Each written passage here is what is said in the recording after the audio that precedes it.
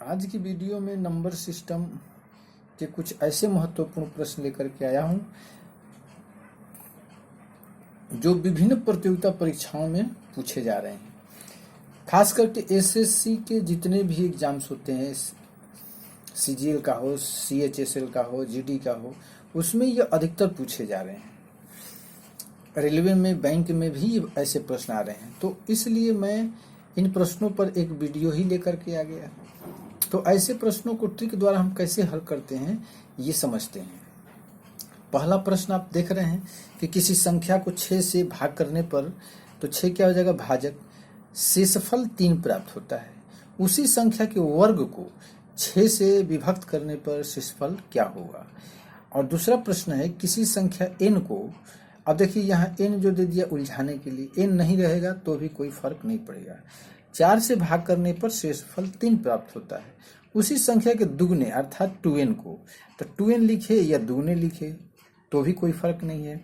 चलिए, दुगने को 4 से भाग देने पर शेषफल कितना होगा। तो ऐसे और तीसरा प्रश्न भी है। तो इन प्रश्नों को ट्रिक द्वारा कैसे हल करेंगे, तो ट्रिक द्वारा हल करने के लिए चलिए हम समझते हैं कि ट्रिक क्या है। देखिए, सबसे पहले हम समझते हैं कि जब हम भाग्य क्रिया करते हैं तो बीच में एक संख्या रखी जाती है, उसको हम भाज्य कहते हैं, और जिसे भाग देते हैं उसको भाजक, और जो भाग देने पर आता है उसको भागफल कहते हैं, और जो नीचे बच जाता है उसको हम शेष कहते हैं। और इसका फार्मूला है, यानी भाज्य निकालने का फार्मूला क्या है, तो भाज्य बराबर होता है भाजक गुणे भागफल जोड़ शेष, यानी भाजक को और भागफल को गुणा कर दीजिए और जो शेष बचा है उसको जोड़ दीजिए, तो ये बीच वाली संख्या यानी भाज्य आपका निकल जाएगा। समझ रहे हैं। तो अब यहाँ पूछ रहा है कि संख्या को हम संख्या मानते हैं, n को छोड़ दीजिए या n रखिए, कोई फर्क नहीं पड़ेगा। हम मान लेते हैं n यहाँ पर, यह संख्या बराबर क्या हो जाएगा, 4 से हम भाग दे रहे हैं, यानी कि भाजक है। भागफल नहीं पता है, भागफल इसमें नहीं दिया कहीं। 4 से भाग करने पर शेष 3 प्राप्त होता है, शेष 3 बच रहा है, भाजक 4 है, तो 4 और भागफल नहीं है, तो भागफल भाजक को तो हम 4 मान लिए, भागफल नहीं पता है, शेषफल हम जोड़ देंगे 3। ठीक है ना, 4 भाजक हो गया, शेषफल 3 है।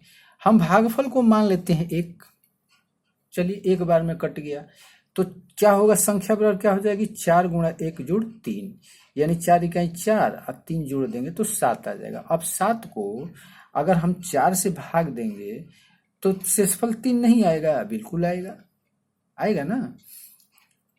तो चलिए, तो संख्या हमारी क्या हो गई, 7। अब 7 को दुगना करेंगे, कह रहा है कि संख्या के दुगने को, तो संख्या का दुगना कर दीजिए तो क्या हो जाएगा, 7 दूना 14, 14 आ गया। और 14 को 4 से भाग देते हैं, तो 4 से भाग देंगे तो 4 3 12, और 14 में से 12 घट जाएगा, 2 शेषफल आ जाएगा। तो पूछ रहा है शेषफल कितना होगा, तो 2 होगा। ऑप्शन नंबर 2 सही है। ठीक है, लेकिन कहिएगा कि भाई भागफल 1 ही क्यों होगा, भागफल हम 2 मानेंगे। तो चलिए भाई 2 मानते हैं, यहाँ पर 1 की जगह पर हम क्या लिख देंगे, 2। तो 4 दूना 8 और 8 3 11, यानी कि हमारा 8 + 3 करना पड़ेगा, हो गया 11। और 11 को हम 4 से भाग करेंगे तो कितना शेषफल आएगा, 3 आएगा ना। देख लीजिए, 11 को 4 से भाग कीजिए, 4 दूना 8, 11 में से 8 घट गया 3, शेषफल 3 आ गया ना। अब चलिए, अब हम 11 जो संख्या आई है इसका दुगना करते हैं, दुगना करें तो 22 हो जाएगा, 11 दूना 22। अब इसको 4 से भाग दीजिए तो 4 बचे 20, 22 में से 20 घट गया, 2 बच गया, शेषफल फिर 2 आ गया। तो यानी कहने का मतलब यह है कि भागफल 3 भी लीजिएगा तो शेषफल हर दशा में 2 ही आएगा। अगर 3 लेते हैं तो 4 3 12 3 15, और 15 दूना 30 हो जाएगा, और 30 को 4 से भाग देकर देखिए, 4 7 28, 30 में से 28 घटेगा, 2 बचेगा। तो यही इसका ट्रिक है। ट्रिक समझ गए, ऑप्शन नंबर 2 सही है। अब चलिए हम पहले प्रश्न को हल करेंगे, और पहला प्रश्न आप हल कर लीजिएगा, अब हमको पता है क्योंकि आप ट्रिक समझ गए। अब देखिए पहला प्रश्न कर रहा है कि किसी संख्या को 6 से भाग करने पर, तो 6 भाजक हो गया, तो 6 से भाग करने पर शेषफल 3 प्राप्त होता है। तो 6 गुणा 1 कर लेते हैं, अब प्लस 3 कर लीजिए, तो 6 का 6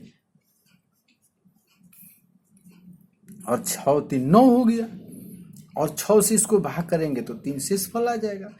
अब करें कि संख्या के वर्ग को, अब संख्या तो ये है ना, अब संख्या के वर्ग कीजिए, तो वर्ग कितना हो जाएगा, 9 81, 9 का वर्ग होगा ना, 9 का स्क्वायर, तो 9 81 हो जाएगा। और 81 को 6 से भाग करने पर शेषफल क्या आएगा, तो 6 से भाग कीजिए, एक बार में 6, 8 में से 6 घट गया 2, और ऊपर से उतर के आए 1, 6 18, और 21 में से 11 में से 8 घट गया 3, शेषफल बचा 3, ऑप्शन नंबर 4।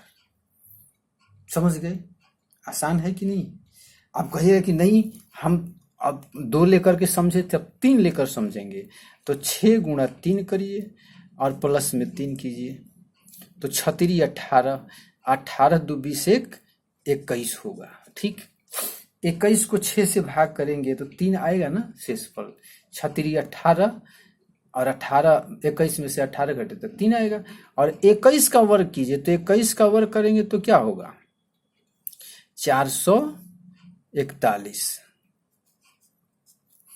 ठीक, 441, और 441 को आप 6 से भाग कीजिए, तो 6 7 42, 4 में से 2 घट गया 2, और ये कट गया, ऊपर से आया 1, और 6 18, 11 में से 8 घट गया 3, शेषफल 3 आया कि नहीं आया। इसमें भी 3 शेषफल, इसमें भी 3 शेषफल। कहने का मतलब समझ गए आप कि भागफल आप कुछ भी ले लीजिए, 1 लीजिए, 2 लीजिए, 3 लीजिए, 4 लीजिए, कोई मान में फर्क अंतर नहीं आएगा। तो समझ गए इसको कि 6 भाजक है, तो भाजक में 1 से गुणा कीजिए और शेषफल 3 को जोड़ दीजिए, जो आ गया वो संख्या है। और फिर कंडीशन जो कह रहा है वर्ग करने को, तो इसका वर्ग कर दीजिए, अगर दुगना कर रहा है तो दुगना कर दीजिए, 3 गुना कर रहे हैं तो 3 गुना कर दीजिए, और फिर जिससे भाग करने को कह रहा है 6 से कर रहा है तो उसको 6 से भाग दे दीजिए, 4 से कर रहा है तो 4 से कर दीजिए। समझ गए। अब देखिए प्रश्न नंबर 3, देखिए प्रश्न नंबर 3 कह रहा है, ध्यान से समझिएगा, इसको बनाने की भी जरूरत नहीं है, ये खुद प्रश्न है खुद उत्तर है, दोनों इसी में है। लेकिन प्रश्न विद्यार्थी पढ़ के प्रश्न को सोचेगा कि अरे यार कैसे बनेगा। जब किसी संख्या को d से विभाजित किया जाता है, देखिए यहाँ अब भाजक का भी पता नहीं है, भाजक को भी गायब कर दिया इसने, अब क्या करेंगे, संख्या तो गायब है ही, भाजक को भी गायब कर दिया। जब किसी संख्या को d से विभाजित किया जाता है तो शेषफल 15 प्राप्त होता है, खाली 15 शेषफल दिया है।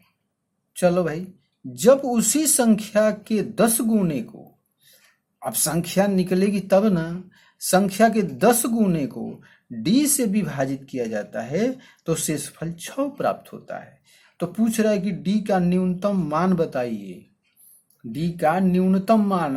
पिछली वीडियो में आपको बताया था कि न्यूनतम और अधिकतम मान जब पूछे ना तो उस पर विशेष ध्यान दीजिएगा, नहीं तो आंसर आने में गलती हो जाएगी।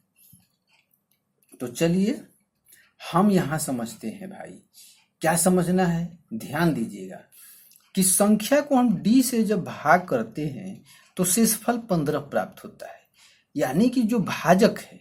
अब देखिए एक उदाहरण समझा रहा हूं, जैसे हमने 17 को भाग दे दिया 3 से, तो 3 5 15, शेषफल क्या आया 2। शेषफल तभी आता है जब वह भाजक से छोटा हो जाता है, समझ रहे हैं ना। जब इससे ये छोटा हो जाएगा तब हम कहेंगे कि भाई ये शेष बच गया। आज जब तक इससे ये बड़ा रहेगा तब तक भाग दे दनादन चलते रहेगा। अब जैसे हमने एक 582 ले लिए और 3 से भाग करेंगे तो 3 एक बार में जाएगा, 3 2 आ गया, ऊपर से आया 8।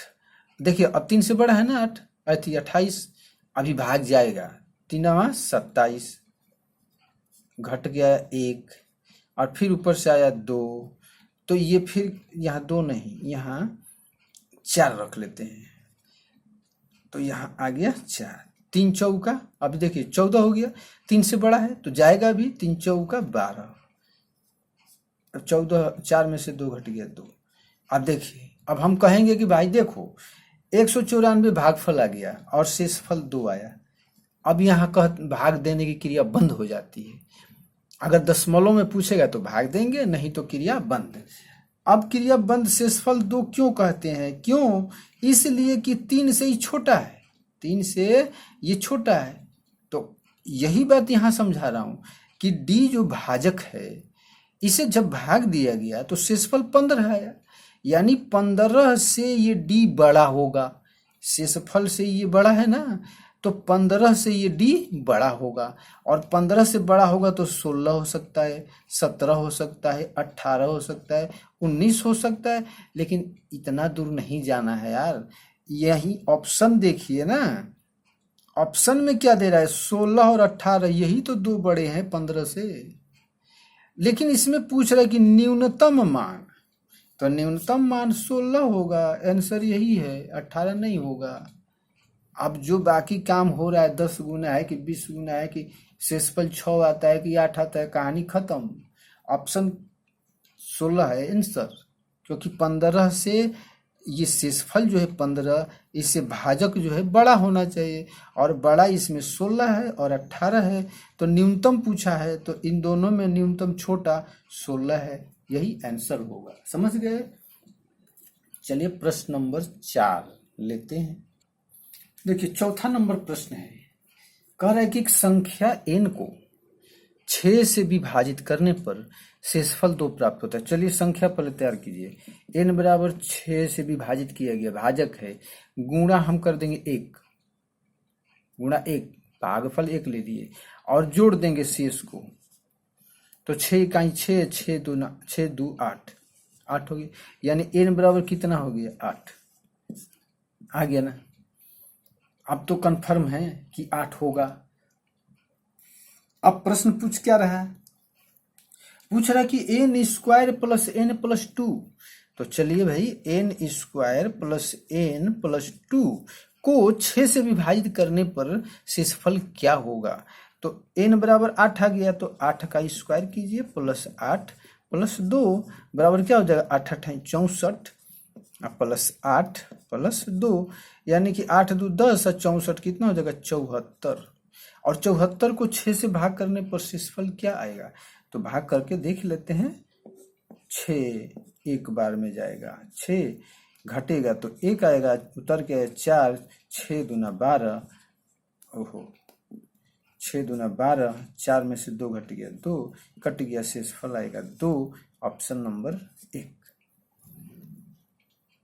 2 आंसर होगा। समझ गए? बिल्कुल आसान है। चलिए एक और प्रश्न लेते हैं। एक और प्रश्न लेते हैं।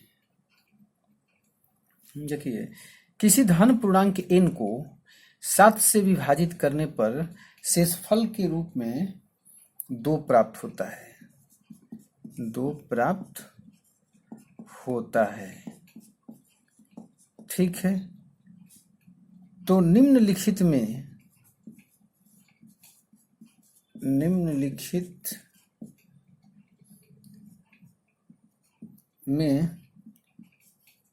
किस संख्या को 7 से विभाजित करने पर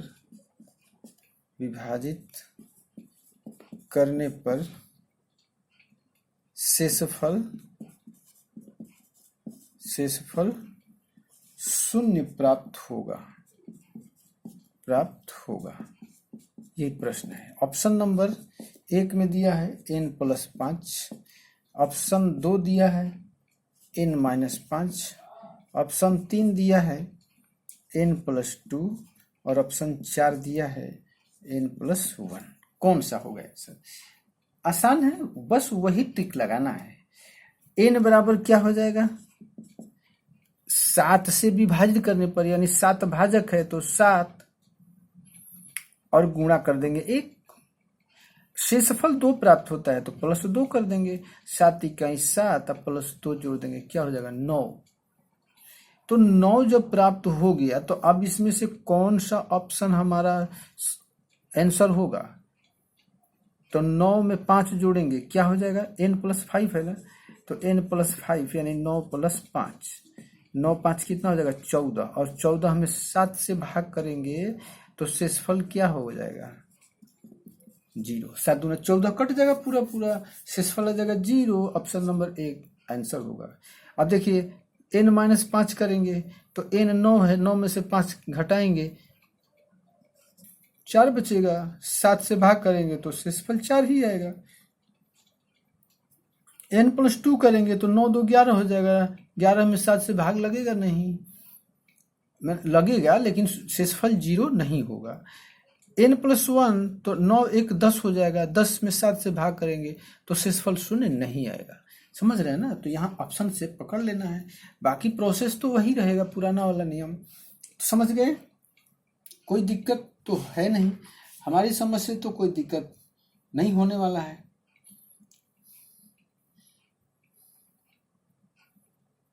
अब जैसे एक प्रश्न दिया है कि किसी संख्या को n को अगर हम 5 से भाग देते हैं, 5 n को शॉर्टकट मार देते हैं, n को 5 से भाग करते हैं, 5 से भाग देते हैं तो शेष क्या बचता है, शेष बराबर बचता है 2। तो 7n को 5 से भाग देने पर शेष क्या आएगा, शेष क्या आएगा बताइए, ये आप बना लीजिएगा, आप इसको हल करके देखिएगा, आंसर आपका कितना आता है, आंसर कितना आता है 4 आना चाहिए। आप अपने से बना के जांच करके देखिएगा कि आता है कि नहीं।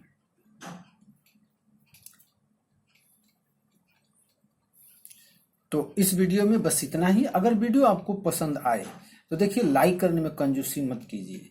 हम लोग, मैं खासकर मैं बहुत परिश्रम से प्रश्न इधर से उधर से छांट छांट करके ले आता हूं, तब आप लोगों के पास ये वीडियो बनाकर भेजता हूं। इसमें वीडियो बनाने में मेहनत लगता है, तो कंजूसी मत कीजिए लाइक करने में।